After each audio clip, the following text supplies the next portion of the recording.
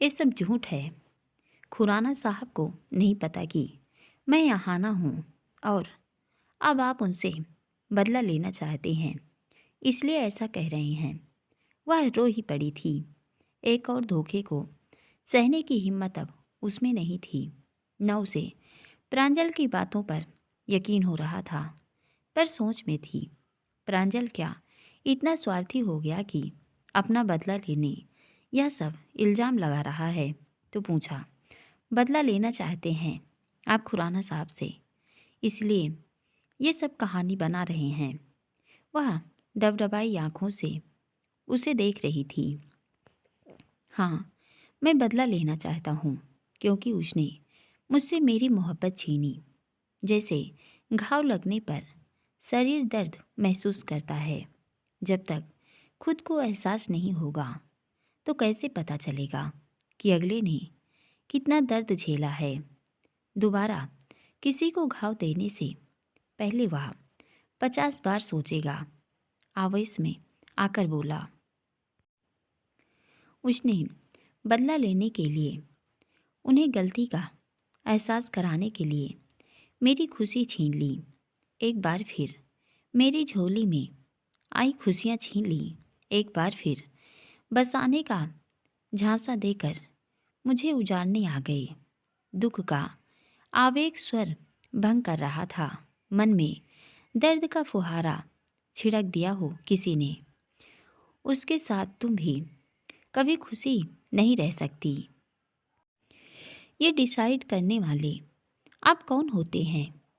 तुम नहीं मानती मुझे, पर मेरे लिए तुम अब भी वही यहाँ ना हो जिसका अविराज खुराना फ़ायदा उठा रहा है, जो सिर्फ अपना है और किसी का नहीं। अपनी जीत सुनिश्चित करने वह किसी भी हद तक जा सकता है, किसी भी हद तक। फिर अपनी भतीजी की जीत पूरी करने किसी की मोहब्बत भी छीननी पड़े तो वह जरा भी नहीं हिचकिचाता। मोहब्बत छीनने जिम्मेदार आप खुद हैं। आप खुद कमज़ोर पड़े, कितना बड़ा बलशाली क्यों न हो, पहाड़ के नीचे सब जब दब ही जाते हैं। मैं भी दब गया। अविराज खुराना के सामने थोड़ी देर के लिए कमज़ोर पड़ गया तो है मुझे अपनी गलती का एहसास, और मैंने उसे सुधारना भी चाहा। पर तुम तो अविराज की माला जप रही थी। मुझे भी बहुत दुख हुआ था यह देखकर कि जिसने हमारी मोहब्बत छीनी तुम उसको अपना भगवान मान रही थी। मैं कितनी ही सफाई देता, तुम यकीन नहीं कर रही थी। जब तुमने शर्त रखी कि वंशिका को वही दर्द दूं जो उसने तुम्हें दिया, तो तुम्हारे दिल को सुकून पहुँचे और खुद मेरे भी।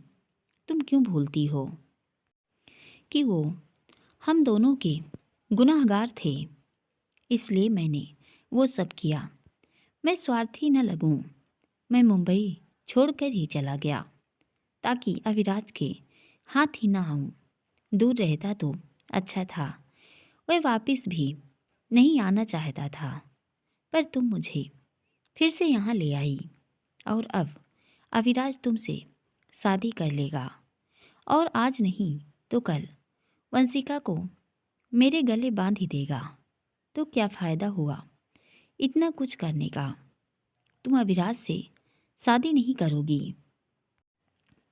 आपको मुझसे प्रेम है। हाँ, पहले भी था, अब भी है और हमेशा रहेगा। जिससे प्रेम हो उसे खुश देखना चाहते हैं तो अब जब क्यों मुझे सच्चाई बताई? पहले क्यों नहीं बताई? पहले मुझे सब बातें क्लियर नहीं थी। मुझे बस शक था, पर जिस दिन तुम इस बीती आई थी मुझे यकीन हो गया कि तुम्हें उसी ने भेजा है। मैं वो जगह छोड़ना चाहता था।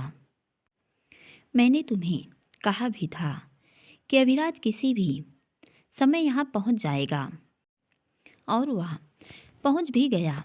मैं तुम्हें सच बताना चाहता और चाहता था हम दोनों उसकी नज़रों से कहीं दूर चले जाएं, क्योंकि मुंबई में वो हमें साथ नहीं रहने देगा। पर मेरी बात पूरी करने से पहले ही वो वहाँ पहुँच गया और मन की बात मन में रह गई। जब इतने दिन चुप रह गए तो अचानक मुझे बताने भी आ गए।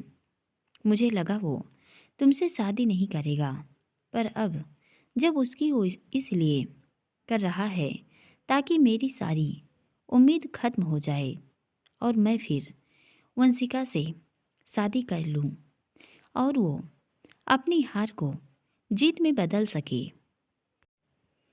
मैं कैसे और क्यों यकीन करूं आपका? एक बार मुझे छलकर मन नहीं भरा कि फिर आ गए। मैंने कोई छल नहीं किया हाना, हमारे बीच बस गलत फहमी आ गई थी जिसको मैं दूर कर रहा हूँ। जरूरी नहीं हर इंसान मजबूर हो। पड़ा मैं कमज़ोर, पर मैंने अविराज के जैसे तुम्हारा फ़ायदा नहीं उठाया। यहाँ तक कि मैंने तुम्हें गलत नियत से छुआ तक नहीं। और उसने उसने उसकी मुट्ठियाँ भींच गई। उसने यह सब जानबूझकर किया, मुझे तकलीफ़ देने के लिए। मेरा प्यार मुझसे छीनकर मेरी नज़रों के सामने ही। बस अब बहुत हो गया। अब तुम मेरे साथ चलोगी। ये क्या कह रहे हो? हाँ, मैं अपने प्यार को यूँ रुसवा होता नहीं देखूंगा। तुम मेरे साथ चल रही हो, उसके बाद मैं अविराज खुराना से निपटूंगा।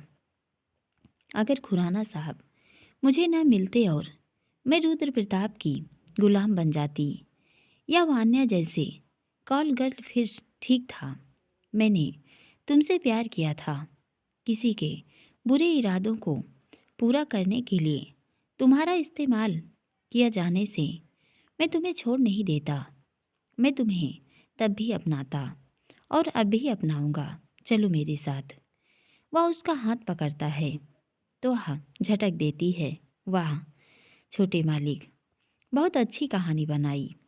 वह अभी भी यकीन नहीं कर पा रही थी। मैं कोई कहानी नहीं बना रहा हूँ, सच बताकर तुम्हारी आंखें खोल रहा हूँ, ताकि जैसे एक गलत फहमी करके अविराज खुराना के जाल में फंस गई, अब उम्र भर के लिए न फंस जाओ। अगर प्यार करते मुझसे तो यह सच्ची झूठी कहानी बनाकर हमारा रिश्ता खराब करने न आते। अब अचानक आपको प्यार याद आ गया। जब मैं दर दर भटक रही थी तब कहाँ थे आप? सवालिया नज़र उस पर टिकी थी।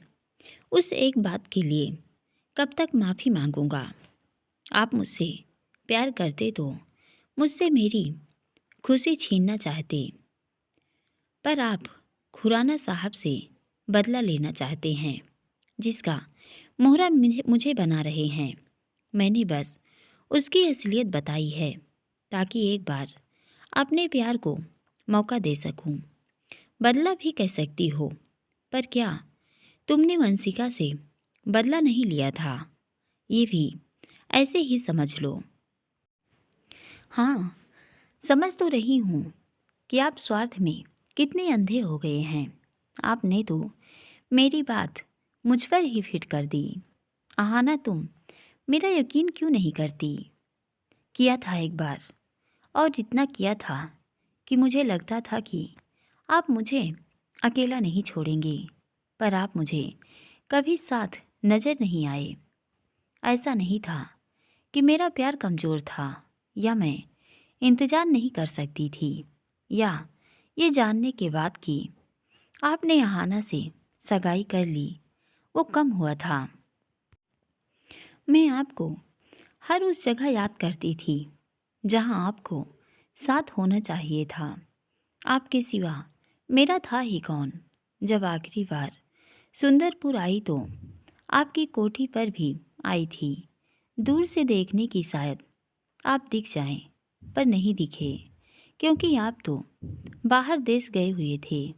जिस कैसे जा सकते थे आप बाहर, ये जानने के बाद कि मैं यहाँ इंडिया में अकेली हूँ, मुझे बाहर जाने मजबूर किया गया। आप मुझसे प्यार करते तो बाहर जाने के बजाय मुझे ढूंढते, सच्चाई पता लगाते कि मैं कहाँ हूँ, पर आप बाहर चले गए। हाँ, मानता हूँ मुझसे गलती हुई है। मैं खुद तकलीफ में ये रही, पर आपके लिए कभी बद्दुआ नहीं निकली। मैं कर ही नहीं सकती ऐसा, इसलिए जब लगा आपको मुंबई आना चाहिए तो आई आपको लेने। जब आपने कहा रंग ब्रश छोड़ दिया तो मैं भी कराह उठी थी कि इसकी वजह मैं हूँ। मैं आगे बढ़ गई और आप वहीं खड़े हो, इसलिए मैंने जानबूझकर अपनी पेंटिंग बनाने की जिद की। मैं चाहती थी आप भी खुश रहो, और जब मैं खुराना साहब के साथ खुश हूँ, नई जिंदगी की शुरुआत करना चाहती हूँ, तो आप बर्दाश्त नहीं कर पा रहे हैं। बदला लेने आ गए, अपनी सच्ची झूठी कहानियाँ बनाकर। क्यों कर रहे हैं आप ऐसा? आप ऐसे तो ना थे। एक अच्छे प्रेमी साबित न हुए तो एक अच्छे इंसान तो होते कि प्रेम के साथ मेरा इंसानियत से भरोसा न उठता। आना, मैं तुम्हें तकलीफ में नहीं देखना चाहता, पर चाहता हूँ तुम किसी धोखे में न रहो, और जिसने हमारी ज़िंदगी खराब की उसके साथ मत रहो। अच्छा, क्या उसने तुम्हें बताया कि जिस कंपनी की मॉडल तुम हो, उस कंपनी का मालिक वो ही है, और उसने ही तुम्हें मुंबई वापस बुलाया? नहीं, उसकी आंखों से आंसू टपकने लगे थे। आखिर प्रांजल इतना बड़ा सफ़ेद झूठ तो नहीं बोल सकता। तो क्या यह सच कह रहा है? उसकी जुबान लड़खड़ाने सी लगी थी, पैर कांपने लगे। क्या उस सच में साजिश का शिकार हुई है? आहाना, आहाना संभालो खुद को। उसे लड़खड़ाता देख बोला, ये सच नहीं है। काश कि ये सच न होता। मैं ये धोखा बर्दाश्त नहीं कर पाऊंगी। आंखों से आंसू फूट पड़े। झूठ के शीश महल में रहने से बेहतर सच के कठोर धरातल पर रहना होता है। यही सच्चाई है, इसे स्वीकारो। मेरे साथ ऐसा क्यों हुआ? वह फूट फूट कर रोने लगी, और वह उसे अपने दोनों बाजुओं से आलिंगन में भर लेता है। सब ठीक हो जाएगा, हौसला रखो। अब कुछ भी ठीक कैसे होगा? कुछ ठीक नहीं होगा, कुछ भी नहीं। आहाना का सब्र उसकी आंखों से बहते आंसुओं की तरह बह रहा था, पर इंसान कभी भी पर पीड़ा नहीं समझ पाता जब तक वह उस पर खुद न बीते। आहाना सच झूठ और अपनों की खींचतान और दुश्मनी के बीच बुरी तरह पिस गई कि समझ पाने में असमर्थ थी। कौन सही कौन गलत, पर इतना समझ जरूर गई कि कोई भी पूरी तरीके से सही नहीं, खासकर उसके मामले में। अगर प्रांजल की कही बातों में से एक भी सही हुई तो क्या उसका रिश्ता अविराज के साथ पहले जैसा रह जाएगा? और अगर उसको मुंबई बुलाने में अविराज का हाथ है तो उसके उस गुरूर का क्या, जो उसे लगता था कि उसने बिना अविराज की मदद के मॉडल बनने का रास्ता तय किया है। एक बार उसी जगह पर खड़ी थी जहां मुंबई आने के बाद थी। बदला, गुस्सा, ताकत का गुरूर इंसानियत को बौना कर देते हैं। तभी तो सभी आहाना के दुख को अनदेखा कर अपना हित साधना चाह रहे थे। प्रांजल के आहाना के पास आने के बाद आगे काम भूमि करने वाला था, तो वह अमिराज को लेकर खलिहान में आ गया। वे इतनी दूरी पर थे कि उन्हें देख तो सकते थे, पर उनकी बातें नहीं सुन सकते थे। आहाना को प्रांजल के साथ देखा तो अविराज गुस्से से तमतमा गया। तो बोलिए मिस्टर खुराना, क्या है ये सब? अविराज के चेहरे पर उभर आए गुस्से के निशान देख चुटकी लेकर बोला, ये क्या है? वह पूरी तरह निशब्द था। सच का कड़वा घूंट इस प्रांजल की तो मैं, वह तमतमा जाने लगा। तो उसने उसका हाथ पकड़ लिया।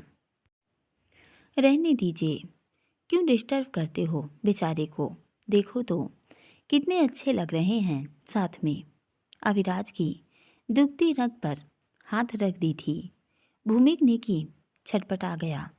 ये अहाना इसके साथ क्या कर रही है? वो तो आपको भी पता है कि क्या कर रही है। मतलब ये मिस्टर खुराना की जिसका प्यार था उसके पास लौट गया। वो मुझसे शादी कर रही है। आप तो बेगानी शादी में अब्दुल्ला दीवाना बनकर यूं ही घुस गए थे। वह तंज में मुस्कुराया कि अविराज तमतमाया। उसका गिरेबान पकड़ लिया। अरे क्यों गुस्सा कर रहे हैं? कि आपको नहीं पता कि प्रांजल आहाना से प्यार करता है, पर आहाना नहीं करती। ये आपकी गलत फहमी है मिस्टर अविराज खुराना। ये तुम्हारी और प्रांजल की कोई चाल है मेरे खिलाफ। होगी भी तो क्या एक आप ही इस गेम के मास्टर नहीं हैं? थोड़ा बहुत तो हमने भी सीखा है कि जहरीले दुश्मन से कैसे निपटना है। जहर को दूध से नहीं, जहर से ही ख़त्म किया जा सकता है। आप इतने बड़े सूत्रधार हैं। इस साजिश के तो छोटी सी हमने कर ली तो क्या हो गया? कौन सी साजिश? आहाना को प्रांजल से दूर करके उससे वंशिका से शादी कराने के लिए आपने यह सब किया। झूठ है ये सब। क्या आपको नहीं पता था कि आहाना ही वही लड़की है जो प्रांजल से प्यार करती थी? नहीं, मुझे पहले नहीं पता था। चलो माना कि आपको नहीं पता था, तो पता चलने के बाद आपने उसे सच्चाई क्यों नहीं बताई? मैं चाहता था आहाना मुझे खुद बताए और उसने नहीं बताई। नहीं, इसका मतलब जैसे आप उसके साथ गेम खेल रहे थे वह भी खेल रही थी। अकेले क्यों? हो सकता है प्रांजल के साथ मिलकर खेल रही हो। वह हंसने लगा। वह जोर जोर से ठहाका मार हंस पड़ा कि अभिराज गुस्से से बौखला गया और एक बार जोर का पंच उसके मुंह पर मारा कि वह लड़खड़ा गया। पूरा पाठ सुनने के लिए दोस्तों बहुत बहुत धन्यवाद। आपको कहानी अच्छी लग रही है तो ज़्यादा से ज़्यादा लाइक कीजिए। चैनल सब्सक्राइब नहीं किए हैं तो प्लीज़ सब्सक्राइब कर लीजिए और कहानी के कमेंट करिए, लेकिन किसी का नाम मत लिखिए क्योंकि नाम लिखने से थोड़ी दिक्कत हो जाएगी। प्लीज़।